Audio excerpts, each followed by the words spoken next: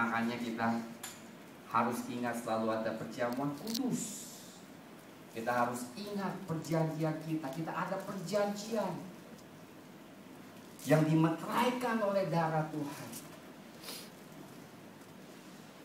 Elia mengatakan, setelah ada hubungan adalah perjanjian. Ada kan perjanjian dengan Tuhan. Perjanjian itu artinya apa? Tuhan telah memberikan seluruhnya kepada kita. Kita pun memberikan seluruhnya kepada Tuhan. Amin. Seperti perjanjian suami istri setia. Tuhan sudah setia, kita juga harus setia. Ada nggak ya di sini yang nikah yang satunya setia, satu nggak setia? Siapa yang mau? Nggak ada yang mau. Kalau dua-duanya setia, berarti hubungan ini akan menjadi baik. Saudara dengar, segala sesuatu yang bernilai karena ada komitmen kesetiaan. Betul gak? Betul. Segala sesuatu yang bernilai karena ada komitmen. Kalau tidak ada komitmen, bagaimana saudara rasanya? Kecewa? Pasti. Gak ada orang lah yang gak kecewa kalau gak ada komitmen. Pasti kecewa. Suami yang tidak komit untuk terus mendampingi istri, mengasihi, kecewa gak?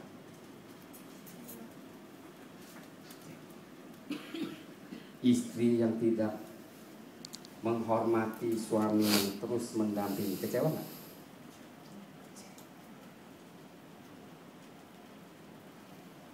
Kita yang tidak setia pada Tuhan, kecewa Tuhan? Kecewa. Dengar sudah, ribut boleh ribut, komitmen tetap harus. Itu kan, suami istri boleh ribut, tapi tetap komit. Jangan ribut, selingkuh. Bisa. Dengar saudara, ini penting.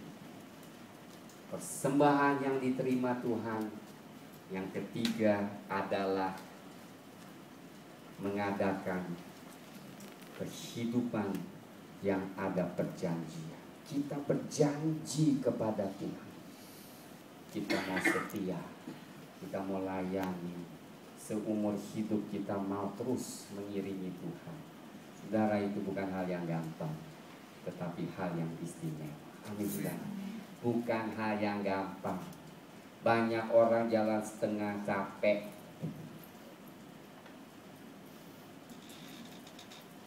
Pertama baru menikah, waduh istri cantik banget, masih utuh, rambut utuh, rambut dulu bersih, rambutnya penuh, giginya rata,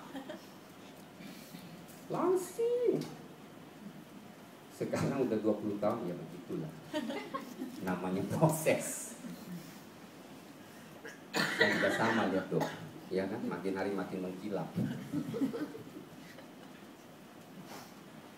Tapi saudara, amin, kita harus belajar setia. Ya sedihlah kalau udah tua gak disayang lagi. Kandas, ya kan? Amin. Tuhan setia. Dikatakanlah firman-Nya, ya pada masa tuamu aku tetap menggendongmu. Luar biasa kan? Ya, waktu kita muda kita layani Tuhan dengan segenap hati.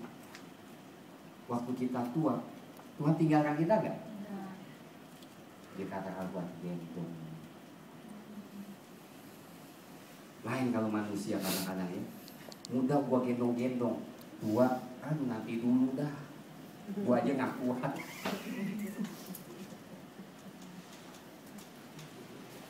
Tuhan setia, amin saudara. Luar biasa. Makanya ikut Tuhan itu indah saudara. Kita takut ya saudara. Saya katakan jangan takut. Maaf ya Pia, saya nggak beli asuransi. Karena asuransi saya dalam Tuhan. Jangan salah, tetap asuransi bagus. Tetapi kita nggak beli. Karena saya percaya asuransi yang lebih besar. Haleluya. Ekonomi bisa goncang, kerajaan Tuhan tidak goncang. Saudara, sakit meskipun dikasih uang belum tentu sembuh, tapi Yesus penyembuh sakit apapun Tuhan sembuh. Jadi asuransi Maliaki 3 ayat 10 sampai 12. Bayarlah premium Anda ke rumah Tuhan.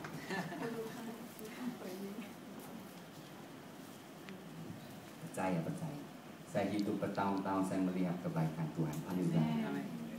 Kalau ada yang telepon asuransi, Pak, saya mau tawarin, saya udah ada, terima kasih, komprehensif, paling bagus. Oh iya Pak, terima kasih ya, terima kasih. Perjanjian, amin saudara. Kalau kita ada perjanjian dengan Tuhan, hidup di dalam perjanjian ini saudara, saya dijamin masa depan saudara safe and sound.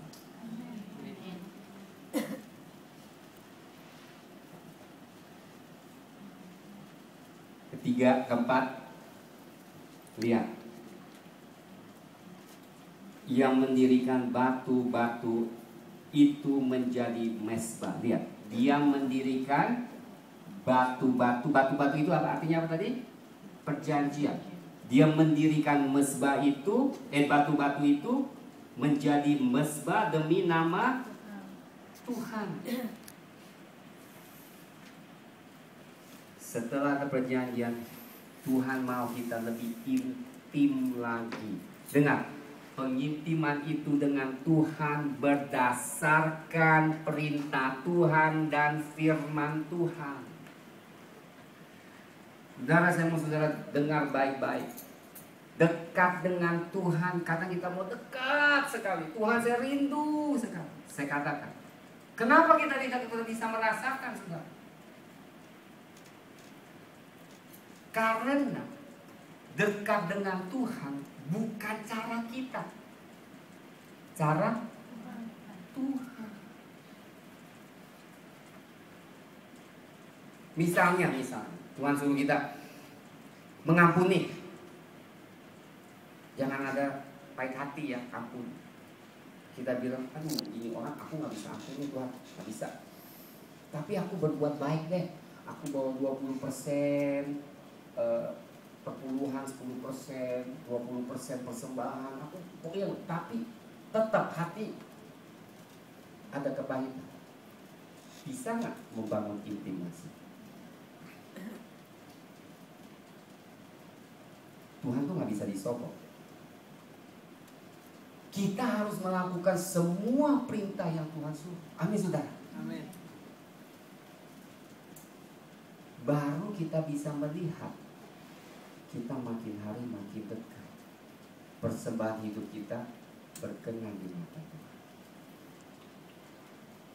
Banyak kita tuh waktu Tuhan suruh kita lakukan sesuatu, kita mau lakukan yang lain. Ngerti nggak? Tuhan katakan enggak, gua sekarang mau lu tuh rubah yang ini nih, yang ini menjadi ganjel, rubah ini. Kita seringkali nggak mau. Kita tidak bisa membangun hidup yang lebih tinggi. Saya selalu melihat itu. Waktu Tuhan suruh lakukan sesuatu, lakukan. Itu dulu yang pertama, yang lain nanti dulu. Kalau kita mau melihat kehidupan kita berkenan di mata Tuhan, jangan yang lain dulu. Tuhan gak apa-apa, aku doa dulu ya, aku doa 5 jam ya, kamu pasti berkenan. Tidak. Tuhan katakan, ini dulu kau lakukan, doa nanti dulu. Makanya saudara, saya mau katakan sesuatu. Bukan metode, bukan cara, tetapi apa yang Tuhan perintahkan pada kita. Apa yang kita harus lakukan saat itu, lakukan dengan setia. Amin. Itu yang paling sulit. Itu yang seringkali kita tidak bisa terobos. Mutar-mutar nggak bisa terobos. Karena seringkali waktu Tuhan katakan sesuatu, itu yang paling kita sulit untuk berubah. Keangkuhan kita susah. Seharusnya sekali kasih tahu, ya maafkan saya kurang ngerti. Terus muter berbulan-bulan, gak mau aja tahu. Ributin itu aja. Sudah, kita tidak akan progres. Kalau kita memiliki sikap yang angkuh seperti itu, kita tidak akan progres. Kelima, dan membuat suatu parit sekeliling mezbah itu yang dapat memuat 2 sukat benih. Apa yang maksudnya parit? Yang membuat apa? Parit. Parit adalah kapasitas kita untuk menerima firman Tuhan. Karena itu parit akan diisi air. Nah, parit itu adalah kapasitas kita yang kita harus bangun. Kita harus bisa menampung firman Tuhan. Kita harus rajin mempelajari firman Tuhan.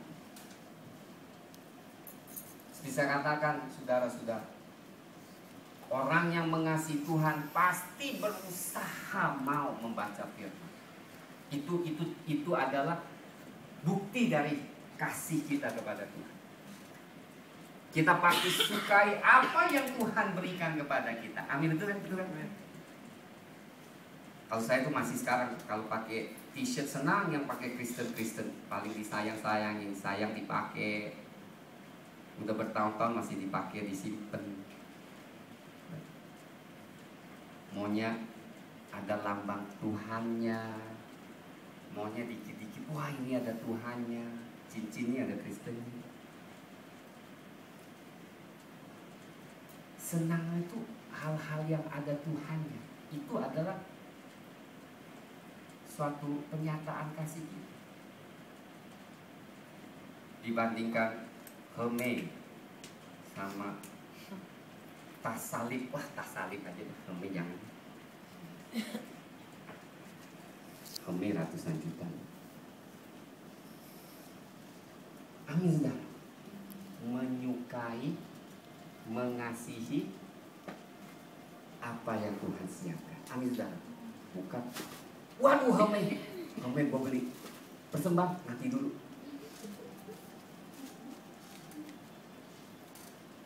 Itu sudah menyatakan kasih kita prioritasnya udah kebalik-balik.